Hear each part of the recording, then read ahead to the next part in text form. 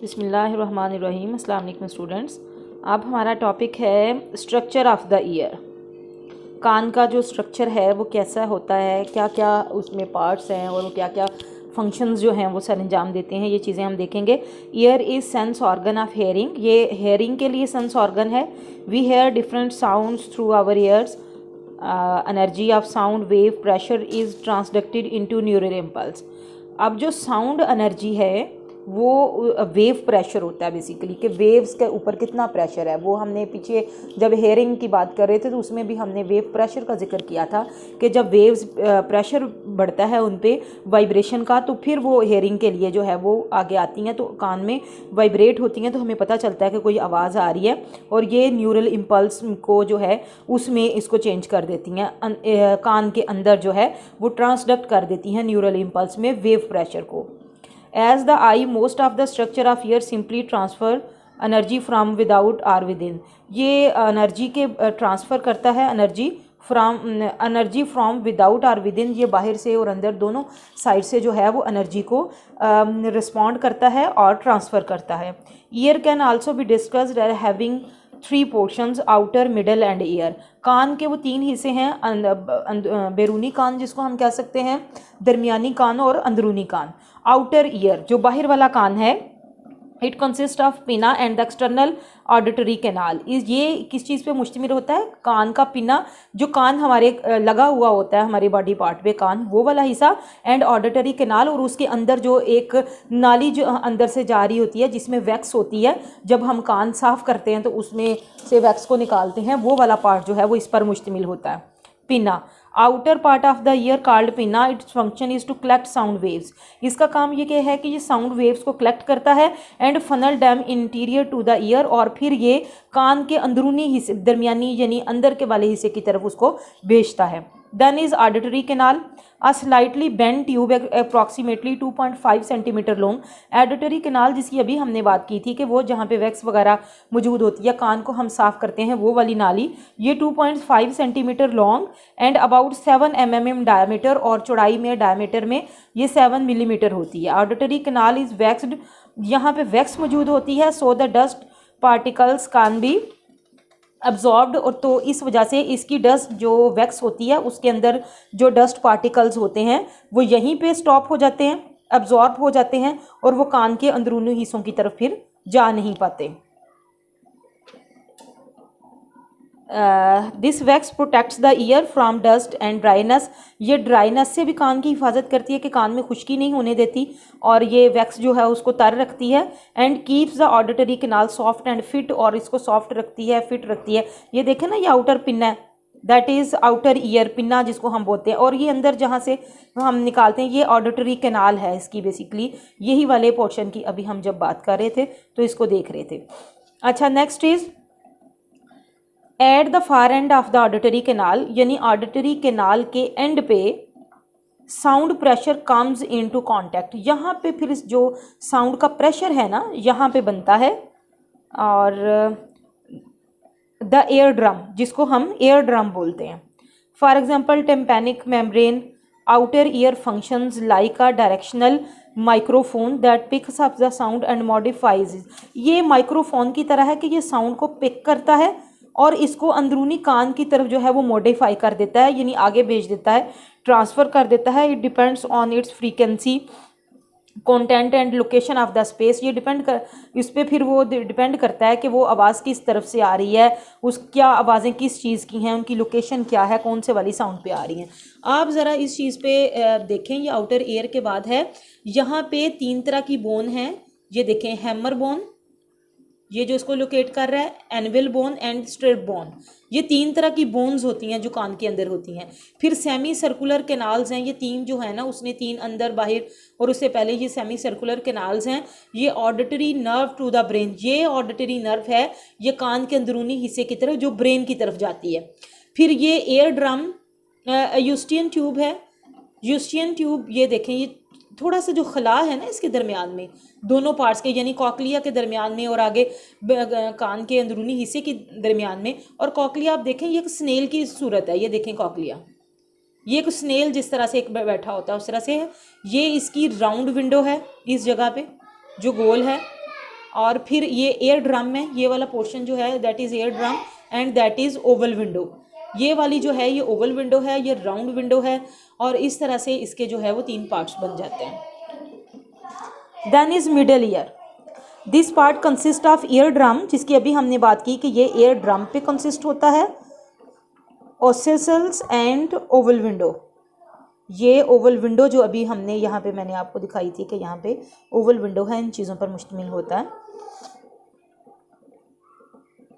Some scientist include ear drum in middle ear. कुछ जो scientist है वो कहते हैं कि जो एयर ड्रम है वो मिडल एयर में इंक्लूड है, और कुछ कहते हैं कि ये आउटर एयर में जो है वो इंक्लूड होता है।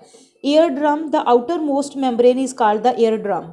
जो आउटर मोस्ट मेम्ब्रेन है वो एयर ड्रम कहलाती है। जो बाहर वाली मेम्ब्रेन होती है कान की, air waves bend against the ear drum, यहाँ पे वो बीट करती हैं एयर ड्रम के पास, सेटिंग इन अ मोशन, ये हरकत करती हुई इसके पास आती हैं, so that it vibrates the same rate as the sound source. Sound source की जितनी वाइब्रेशन होती है, जितना वहाँ से शिद्दत से आवाज़ आती है, ये भी उतनी ही शिद्दत से वाइब्रेट करता है। So sound wave touch and produce vibration in air drum. तो फिर जो बाहर से वेव्स आती हैं वो एयर ड्रम के अंदर जो है वो साउंड को, वाइब्रेशंस को प्रोड्यूस करते हैं। Next is cochlea, next is ossicles. Eardrum transmit vibration. अब जो एयर ड्रम है वो वाइब्रेशन को ट्रांसमिट करता है टू स्मॉल बोन्स की तरफ, जो कि मिडल एयर, जो कान के दरमियानी हिस्से में जो बोन्स होती हैं, अब एयर ड्रम साउंड्स को वहाँ पे वाइब्रेट उनकी तरफ करता है। These bones are malleus, incus and stapes. Because of their unique shapes these bones are sometimes. इनकी जो ये नाम है इस वजह से हैं कि इनकी यूनिक शेप की वजह से जो इनके नाम अब रख दिए गए हैं बाद में, वो हैमर बोन है, एनिवल एंड स्टर्ब बोन है।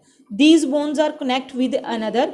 ये एक दूसरे के साथ, तीनों बोन्स जो आती हैं वो ऊपर जब हमने बोन्स की बात की थी वो आपको दिखाई भी थी, स्टर्ब बोन, एनिवल बोन और हैमर बोन। ये उन्हीं के नाम हैं कि वो एक दूसरे के साथ कनेक्ट होती हैं ताकि वो वाइब्रेशंस को, जो साउंड वाइब्रेशंस हैं उसको ट्रांसमिट करके ओवल विंडो की तरफ जो है वो भेज सकें।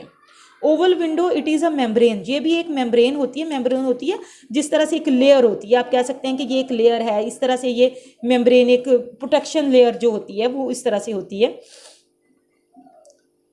Like ear drum but 20 times smaller in area than the air drum.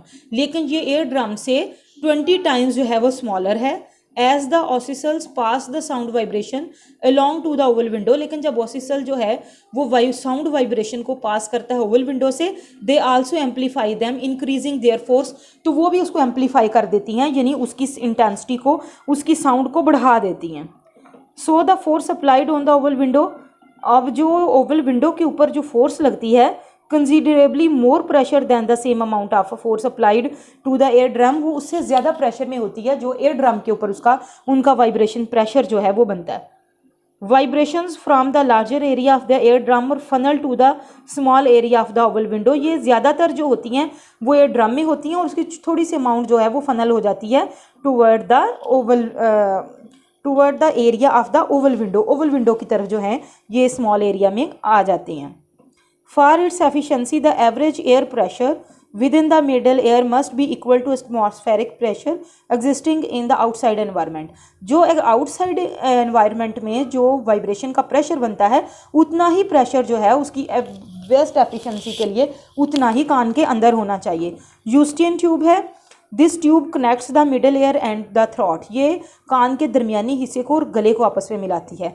When we swallow this tube opens. जब हम कोई चीज़ निगलने लगते हैं ये ट्यूब ओपन हो जाती है अलाउंग द एयर, तो हवा को अंदर दाखिल करने के लिए, and depending on the outsider pressure. और ये आउटसाइडर का जो प्रेशर है उस पर डिपेंड कर रही होती है। Then is inner ear. This part consist of semi circular canals. इसके अंदर सेमी सर्कुलर कैनाल्स होती हैं जो आपको मैंने अभी ऊपर दिखाई, cochlea, round window and auditory nerve. और इसके अंदर ऑडिटरी नर्व होती है जो ट्रांसमिट करती है इंफॉर्मेशन को, साउंड्स को ब्रेन की तरफ। Cochlea is the main structure of the inner ear.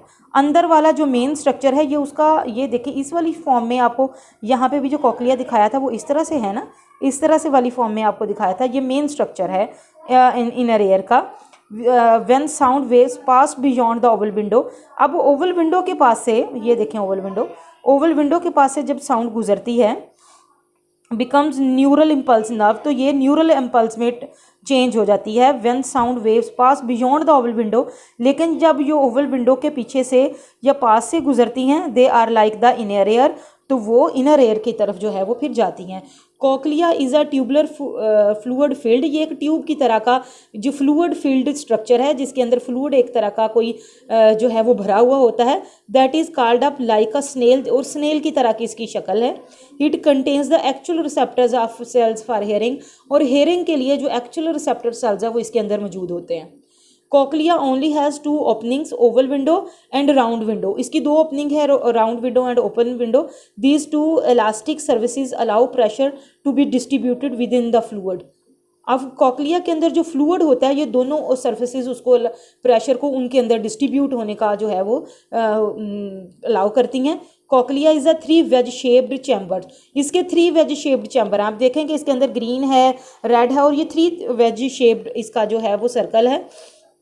और मेम्ब्रेन टेम्पैनिक एंड कॉकलियन duct are separated by basilar membrane, basilar membrane which plays a crucial role in hearing process, और इसके अंदर ये जो लेयर्स, इसकी 3 लेयर्स के नाम है, ये क्रूशल रोल प्ले करती हैं हेयरिंग में, यानी हेयरिंग को सुनने में ये बहुत रोल प्ले करती हैं, और इनका ही जो है वो सारा फंक्शन होता है।